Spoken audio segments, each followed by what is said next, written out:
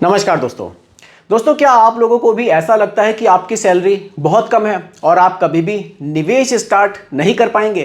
तो आज की वीडियो को ध्यान से समझिएगा, क्योंकि आज की वीडियो में मैंने सैलरी रखी है सिर्फ 10,000 रुपये।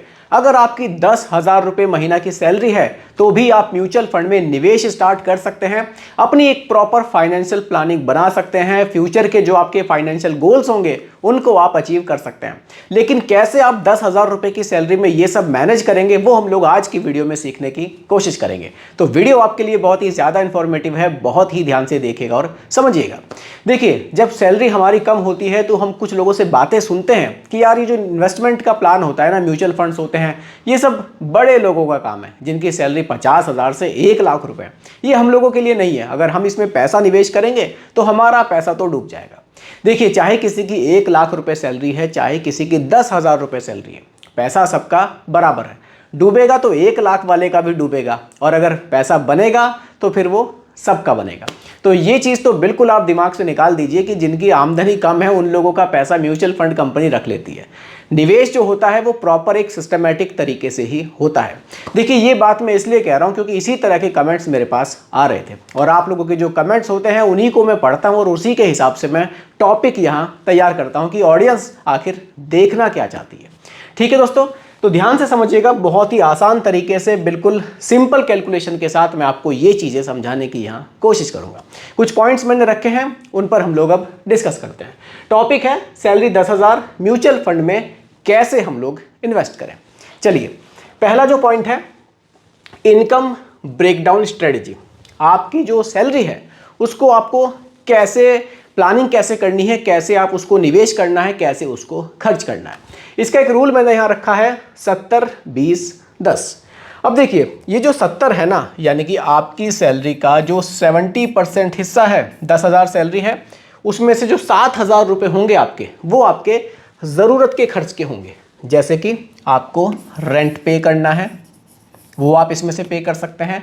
आपको ग्रॉसरी लानी है, आपको राशन का सामान लाना है, वो आप यहाँ से पे करेंगे। आपको बच्चों की फ़ीस देनी है, वो आप यहाँ से देंगे।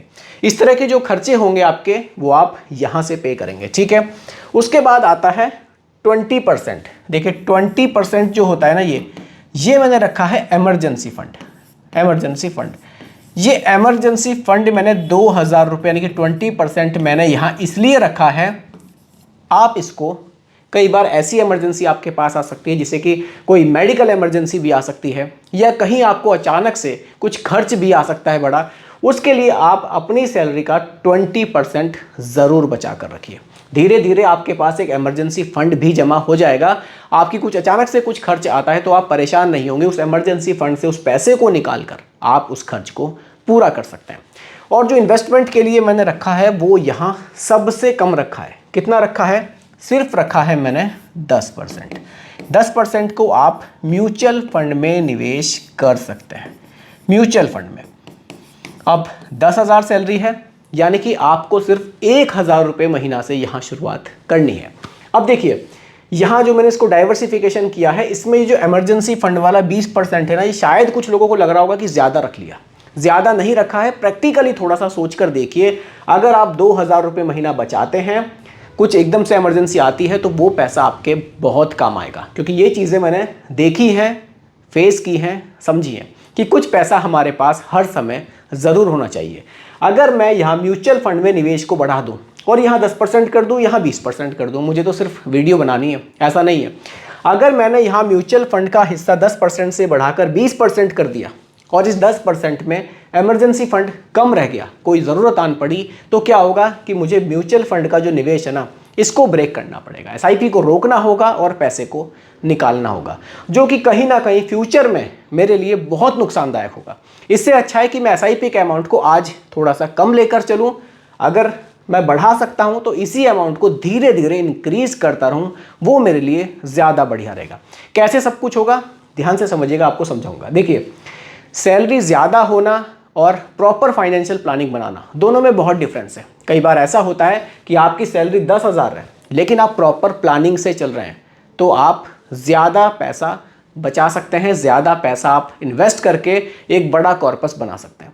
किसी की सैलरी आपसे दुगनी है, यानी कि 20,000 रुपये महीना है, अगर प्रॉपर प्लानिंग नहीं है तो वो पैसा नहीं बचा पाएंगे। फ्यूचर के जब फाइनेंशियल गोल्स नज़दीक आएंगे तब उनको लगेगा कि यार मैंने कोई भी प्लानिंग नहीं की, ये मैंने बहुत गलत कर दिया।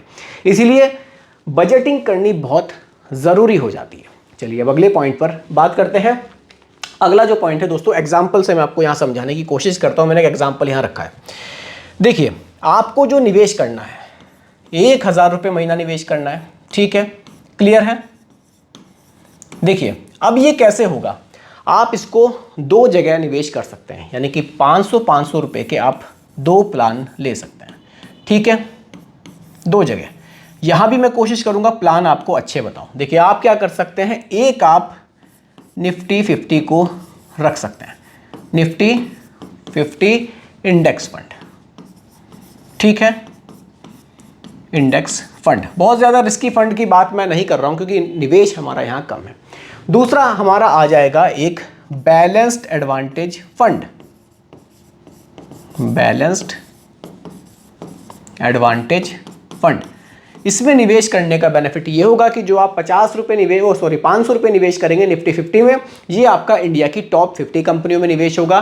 दूसरा जो फंड है 500 रुपये का बैलेंस एडवांटेज फंड, यहाँ आपका पैसा डेट में भी निवेश होगा, यानी कि गवर्नमेंट सिक्योरिटीज़ में, और आपका पैसा इक्विटी में भी निवेश होगा।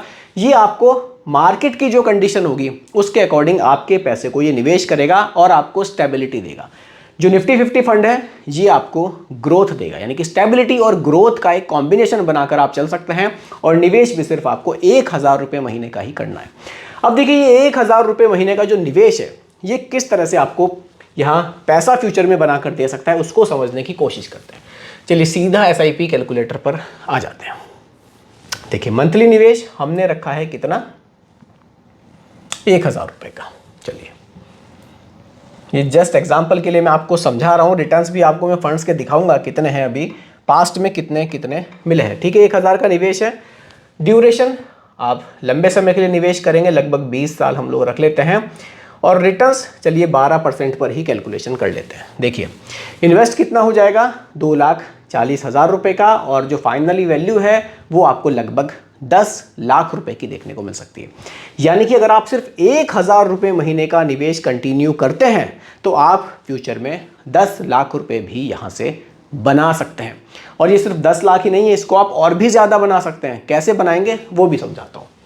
चलिए ठीक है, यहाँ तक आपको क्लियर हुआ, आगे बढ़ते हैं। अगला जो पॉइंट मैंने रखा है फंड सजेशन को लेकर रखा है। जैसे कि फंड्स तो मैंने आपको बताया, जैसे कि निफ्टी 50 बता दिया, एक मैंने आपको बैलेंस्ड एडवांटेज फंड बता दिया, लेकिन आप कौन सा ले सकते हैं। जैसे कि निफ्टी 50 की बात करी तो आप UTI निफ्टी 50 को ले सकते हैं, बढ़िया फंड है। बैलेंस्ड एडवांटेज फंड की बात करूं तो HDFC बैलेंस्ड एडवांटेज फंड एक बढ़िया ऑप्शन है। दोनों मैं आपको दिखा देता हूं, दोनों के रिटर्न्स आप चेक कर सकते हैं। चलिए देखिए ये है HDFC का बैलेंस्ड एडवांटेज फंड। 94,000 करोड़ रुपए लोग अभी तक इस म्यूचुअल फंड स्कीम में निवेश कर चुके हैं।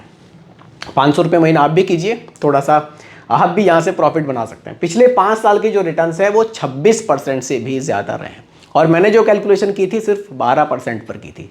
पिछले 5 साल में 26% से ज़्यादा की रिटर्न्स।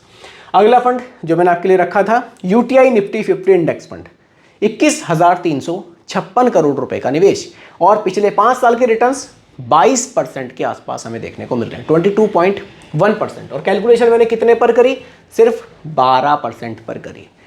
तो यानी कि फ्यूचर में अगर रिटर्न्स बढ़ते हैं तो जो 10 लाख रुपए बन रहे थे और भी ज़्यादा बन सकते हैं। फिर से कैलकुलेशन करके ज़रूर दिखाऊंगा। तो फंड UTI निफ्टी 50 इसको आप देख सकते हैं। Second HDFC balanced advantage fund, ठीक है, इनको आप देख सकते हैं। अगले पॉइंट पर बात करते हैं। अगला पॉइंट है दोस्तों इन्वेस्टमेंट टिप्स। देखिए इन्वेस्टमेंट टिप्स क्या है, जब आपने एक बार निवेश स्टार्ट कर दिया तो उसको रोकना नहीं है, उसको कंटिन्यू करना है, डिसिप्लिन में अपने निवेश को रखना है।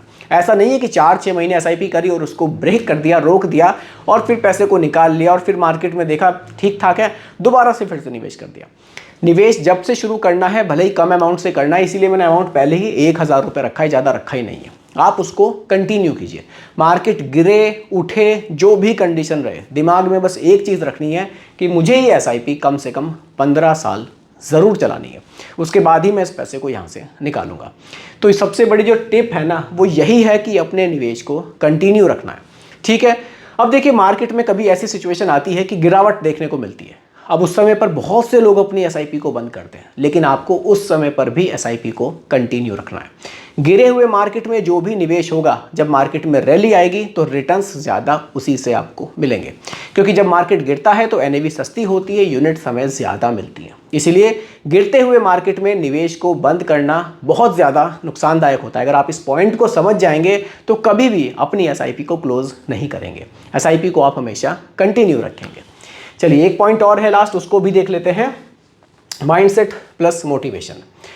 देखिए माइंडसेट तो वही है कि आपको जो निवेश रखना है वो डिसिप्लिन में रखना है, कभी भी एसआईपी को बंद नहीं करना है। मोटिवेशन वाला पॉइंट मैंने इसलिए जोड़ा है कि देखिए जब आप निवेश करेंगे ना, मान लीजिए आपने 1000 रुपीज़ पर मंथ का निवेश किया, ठीक है, 1000 रुपीज़ पर मंथ। अब हमने जो रिटर्न्स पर कैलकुलेशन करी वो सिर्फ 12% पर करी, लेकिन हमने पास्ट के रिटर्न्स देखे बहुत ज़्यादा हमें मिल रहे थे। अगर हम इसको 15 पर कैलकुलेट करके देखें तो कितने रिटर्न्स बन सकते हैं वो मैं आपको दिखाऊंगा। और साथ ही साथ आप इसमें क्या कर सकते हैं, अपने निवेश को हर साल थोड़ा सा बढ़ा सकते हैं, यानी कि स्टेप अप आप ज़रूर कीजिए, अपने निवेश को थोड़ा सा बढ़ाइए।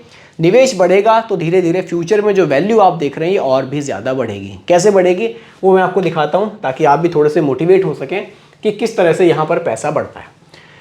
चलिए SIP calculator, step up SIP calculator पर चलते हैं। मंथली जो निवेश है हमारा वो है 1000 रुपये का, ठीक है, 1000 रुपये का। हम इसको सिर्फ 5% से यहाँ बढ़ाने की बात करते हैं, ज़्यादा नहीं बढ़ाएंगे क्योंकि सैलरी हमारी कम है, 5% बढ़ाएंगे, ठीक है। 5% का एनुअल स्टेप अप हो गया और ड्यूरेशन हमारी हो गई 20 ईयर्स की, ठीक है। अब देखिए रिटर्न्स हमने देखे थे पास्ट में कितने ज़्यादा हमें मिल रहे थे, लेकिन हम यहाँ कैलकुलेशन के लिए अगर हम 12% ही रखते हैं, देखिए तो यहाँ जो हमारा निवेश होगा वो होगा कितना, 3,96,000 रुपये का। और जो फाइनली वैल्यू बन रही है वो बन रही है कितनी, 13,73,000 रुपये 12% के रिटर्न्स पर। अगर यही रिटर्न्स 12 की जगह हमें मिल जाते हैं 15, तो ये जो टोटल वैल्यू है ना आपकी, ये 20 लाख रुपए के आसपास भी जा सकती है, सिर्फ 1000 रुपये महीना की एसआईपी से। इसीलिए अपनी एसआईपी को टाइम से स्टार्ट करना बहुत ज़रूरी है और अपने निवेश को थोड़ा थोड़ा सा बढ़ा सकते हैं। तो इस तरह से प्रॉपर आप सिर्फ 10,000 रुपये की सैलरी में भी 20 लाख का कॉर्पस बना सकते हैं, अगर आप प्रॉपर फाइनेंशियल प्लानिंग से चलते हैं तब। तो दोस्तों यही आज की वीडियो का टॉपिक था। उम्मीद करता हूं कि टॉपिक आपको पसंद आया होगा। बाकी रिकमेंडेशन नहीं है, सिर्फ एजुकेशनल पर्पस वीडियो आप लोगों के लिए बनाई गई है। पसंद आई हो लाइक शेयर कीजिएगा, चैनल पर नए हैं सब्सक्राइब कीजिएगा। मिलते हैं जल्दी एक और नई वीडियो के साथ। धन्यवाद।